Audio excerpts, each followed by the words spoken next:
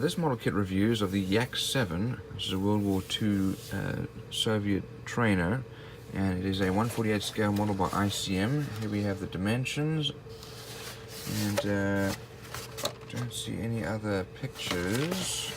Let's have a look inside of these details.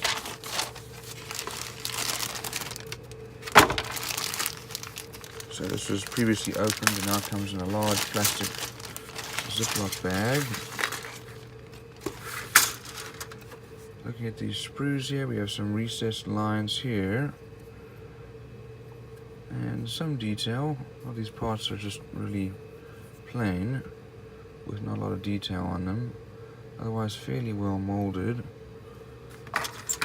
And that goes probably with the skis. I guess it comes with some skis options. And here are our fuselage parts with some recessed lines and rivet lines. A fair amount of detail there.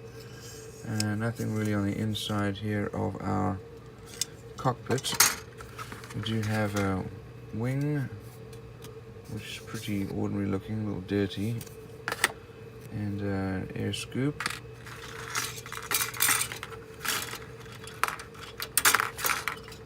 Here's the lower portion of the wing with some recessed lines, and those are our wheel wells, which we said had not much detail there at all. Here's our canopy. It's reasonably molded, and then our wheels and our instrument panel, our propeller spinner for the inside of the cockpit, landing gear, looks like maybe some engine parts. It's interesting. Wheel well covers, stabilizer, flaps, and propeller, which is not very well molded. We have a nose there. Let's have a look over here. We have some decals with some instrument panel details. Those are nice. The rest of them, these are really old, but still look like they're usable. And here's some of the details of the plane. And we start off with the parts listing. And the blue ones are the ones we don't use. We do actually, looks like, build part of the engine. And then cockpit.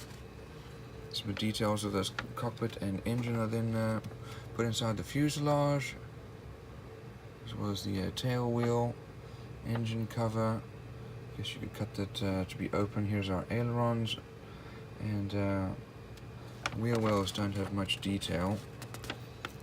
And some remaining parts going on, including the stabilizer and canopy. Here's our landing gear, air intake, wheel well covers, and spinner and propeller. Here are the colors needed, and we have our painting and decal guide, and looks like we have two different options there.